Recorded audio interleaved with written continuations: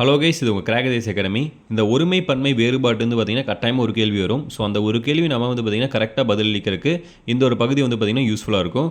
முதல்ல பாருங்கள், தன்மை இடத்துல வந்து பார்த்திங்கன்னா ஒருமை பன்மை வேறுபாடை பார்க்கலாம். நான் அல்லேன், நாம் அல்லோம், இதுதான் வரணும். சரிங்களா? அடுத்து முன்னிலையில் இருக்கக்கூடிய ஒருமை பன்மை வேறுபாடு.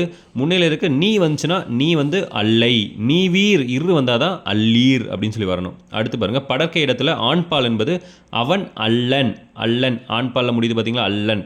அடுத்து பெண்பால் வந்து பார்த்திங்கன்னா அவள் அல்லல், அல்லல் முடியணும். அடுத்து பலர்பால் என்பது அவர் அல்லர்.